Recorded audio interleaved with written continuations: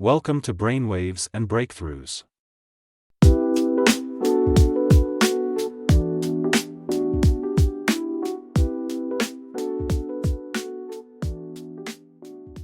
You ever aced a test and kind of felt like you just got lucky? Yeah. Or landed a big promotion, but worried deep down they're going to realize you're not as qualified as they think? Oh, yeah. That feeling. I know exactly what you mean. You've shared some really interesting articles about this whole imposter phenomenon thing. Yes. So we're going to dive into those today. We are. We've got how to overcome imposter phenomena. Right. Imposter syndrome, causes types and coping tips, and imposter syndrome, the 5 types, how to deal with it. Sounds like we're covering all the bases. Totally. Yeah. Yeah, and the goal here is to help understand this surprisingly common feeling, why it happens, and most importantly, how to deal with it. That's the big question, isn't it? Right. How to actually overcome this. So we'll unpack the science, the history, Yes. and most importantly, some actionable strategies. I'm excited for that part. Me too. Okay, so let's start with the basics. Okay. Imposter phenomenon, or imposter syndrome. Right.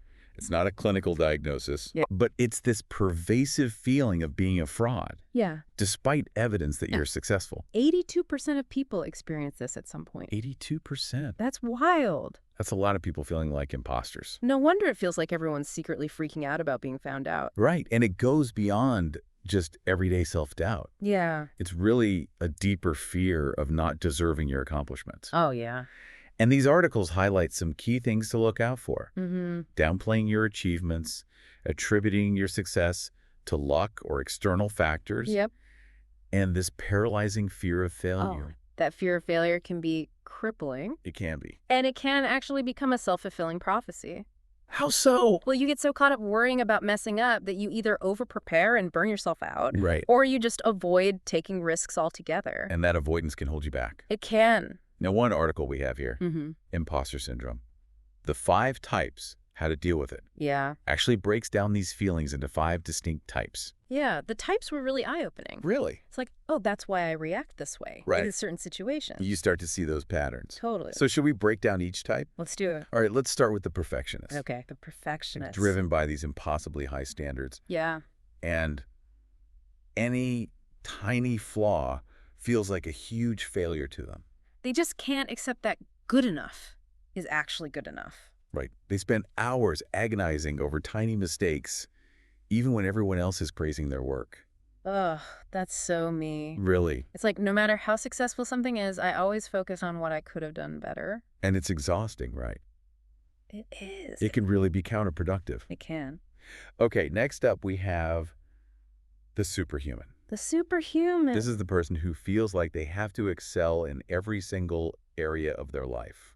Work, family, hobbies, everything. Yeah, they're juggling it all. And feeling inadequate if any one area slips. Right, it's like they have to maintain this facade of being perfect at everything. Which is totally unsustainable. It is. And this article, Imposter Syndrome Causes Types and Coping Tips, mentions that superhumans can isolate themselves because they're afraid to ask for help. Yeah, they don't want to show any weakness. Makes sense. It does. Okay, let's move on to the natural genius. Ah, the natural genius. This is the person who believes that success should come easily to them. Right. And if they have to struggle or put in effort, it means they're not actually talented. Yeah, which can be so damaging It can. because learning new things takes time and dedication. It does. And they feel ashamed when it doesn't come naturally. It's that thought that if it doesn't come easily, I must not be good enough. Right, and that can lead them to avoid new challenges. Which is ironic because that limits their growth. Exactly. Okay, what about the soloist? The soloist believes that asking for help is a sign of weakness. So they have to achieve everything on their own? Yes, success only counts if they did it alone. Even if it means struggling unnecessarily. Right, they're Yeah. afraid to let anyone see their limitations. Yeah. They build walls around themselves. They do. But in reality, we all have limitations. We do. And collaborating can be much more effective and rewarding. Absolutely. Okay, and finally we have the expert. The expert feels like they need to have complete knowledge in a field before they can even start anything. So they're constantly afraid of being exposed as a fraud. Exactly. They might spend years getting more credentials or endlessly researching a topic. Right. They delay taking action because they don't feel expert enough. It's like they're waiting for this magical moment of total mastery before they'll move forward. Yeah, I'm seeing a little bit of myself in all of these types. I can relate to that. So what causes these imposter feelings in the first place? Well, the article suggests it's a combination of nature and nurture. Okay, so both. Both. Interesting. Imposter syndrome. Causes, types, and coping tips. Points to certain personality traits as predisposing factors, Like what? like perfectionism, neuroticism, and low self-efficacy. So some people might just be wired to be more susceptible to these feelings. It seems that way. But nurture plays a role too. Absolutely. So upbringing, for example, Right. can contribute to imposter feelings. Think about it. Oh. If you grow up in a family that values achievement, Yeah. but is also highly critical of anything less than perfection. You're constantly waiting for the other shoe to drop, Exactly. even when you do achieve something great. Right. And then there's social media. Oh, yeah. Social media can really fuel those feelings of inadequacy. It creates this distorted reality where everyone else seems to be effortlessly succeeding. It's the highlight reel effect. Right. You're comparing your behind-the-scenes struggles to everyone else's perfectly filtered successes. It's a recipe for feeling like you're not good enough. And the algorithms don't help. They don't. They show you more of what you already engage with, so you end up in these echo chambers of perfection. Which just makes those imposter feelings worse. It does. So it's not just about our personalities or our individual experiences. Right. These external forces at play, too. Now, one article, How to Overcome Imposter Phenomenon, takes this a step further and talks about systemic factors that contribute to imposter feelings, especially for people who feel like outsiders in their field. Like who? BIPOC individuals, trans and non-binary people. They often face heightened imposter feelings because of systemic biases. It's like they're constantly having to prove themselves in environments that weren't designed with them in mind. It's an added layer of pressure. It is. And it makes it harder to internalize their successes. So it's not just in our heads. Right. This imposter phenomenon has real-world consequences. It does. It affects mental health, performance, relationships, Right. even our careers. It's like a ripple effect. It is. Touching every area of our lives. The articles link imposter phenomenon to higher rates of anxiety, depression, and burnout. Yeah, those are serious mental health issues. They are. And then there's the impact on performance. Right. When you're constantly battling self-doubt, that fear of failure can become a self-fulfilling prophecy. Imagine a highly qualified woman of color walking into a job interview Okay. and seeing only portraits of white male leaders on the walls. Yeah. That environment itself can trigger those imposter feelings and impact her performance. It's subtle but powerful. It is. And it shows how imposter phenomenon is connected to systemic issues. It's not just about individual insecurities. It's about navigating systems that weren't built to be inclusive. So these feelings of not belonging can have a real impact on our ability to succeed. They can.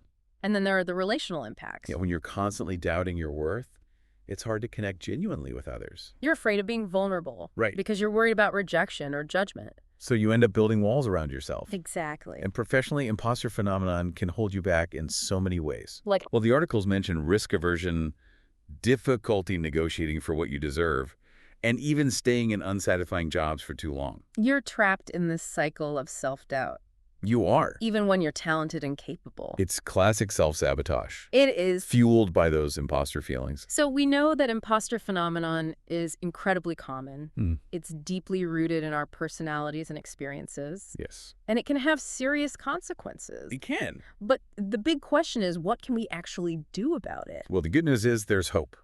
There is. Those feelings might never completely disappear. But we can learn to manage them. Exactly. So How to Overcome Imposter Phenomenon outlines 7 actionable strategies for overcoming these feelings. And that's what we'll be diving into next. Okay, I'm ready to kick those imposter feelings to the curb. Let's do it. So we're back and ready to dig into those 7 strategies from how to overcome imposter phenomenon for dealing with these imposter feelings. Yes, I'm excited to get tactical. Okay.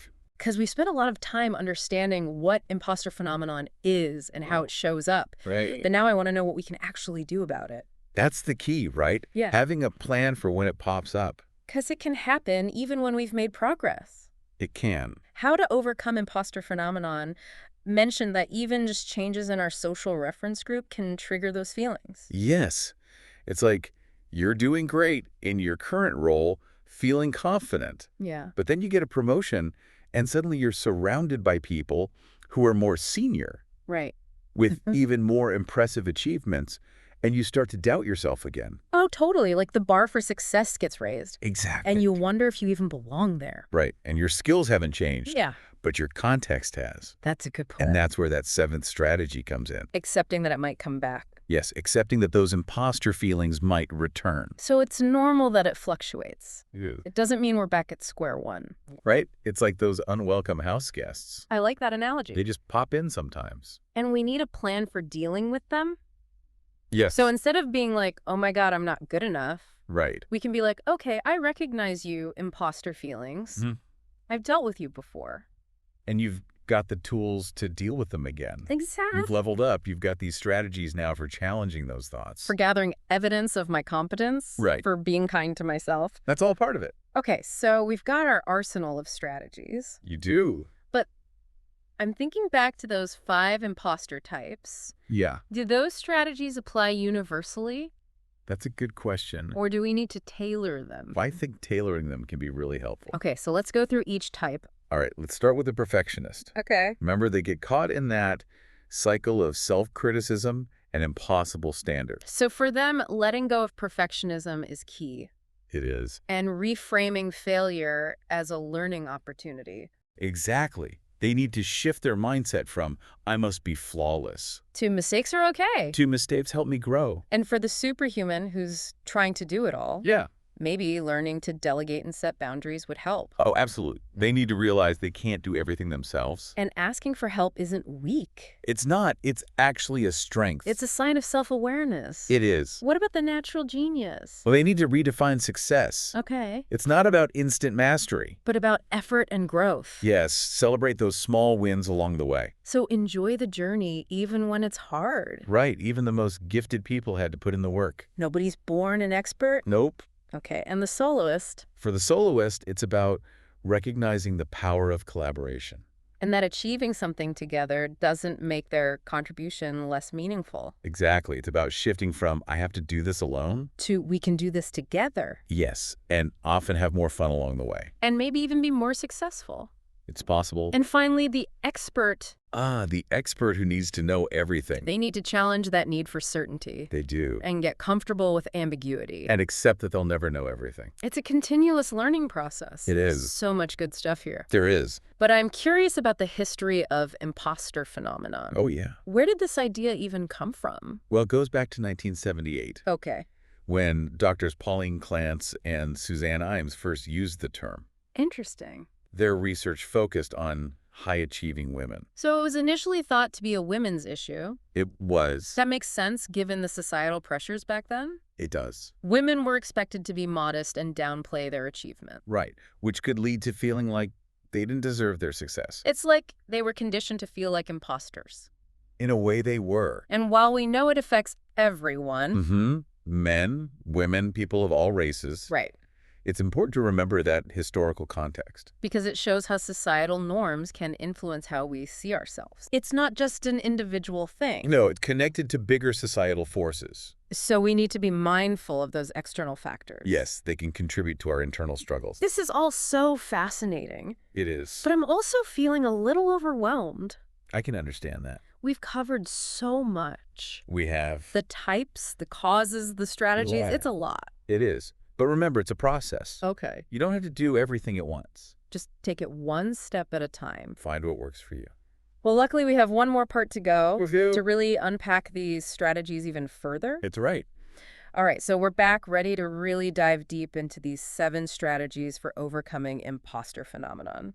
We left off talking about having a plan. Right, a toolkit. And how to overcome imposter phenomenon really gets into the practical stuff. Yes, so less theory, more action. Exactly. So let's start with strategy number 1. Okay. Learning the facts. Okay. Sounds simple enough. Right. But how do we actually do that? How do we challenge those thoughts? Yeah. With evidence. Yeah. One powerful tool is an accomplishment journal. An accomplishment journal. Yes, it's like a daily dose of reality Oh. to check those imposter whispers. Okay, I like that. So every day, you take a few minutes Just a few minutes. to jot down your achievements, Okay. big or small. So like I finished a project. Yes. Or got some good feedback. Right. Or learned a new skill. Write it down. Okay. It doesn't have to be this big formal thing. Just a little notebook. Right. Or notes on your phone. Just get it down. Just get it down. It's like a highlight reel of all the good stuff. Exactly. To counteract the social media stuff. Yes. And speaking of evidence, you can create a praise file. A praise file? Yes. This is where you keep tangible proof of your successes. Like what kind of stuff? Emails from clients. Okay. Thank you notes, positive performance reviews. So I can literally pull out my praise file and be like, yes, take that imposter voice.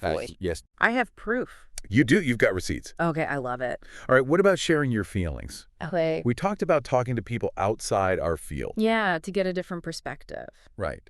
So how do you approach those conversations? That's a good question. Well, be specific about what's triggering those feelings. Like if it's a new project I'm starting. Right, or a presentation you're worried about. And then what?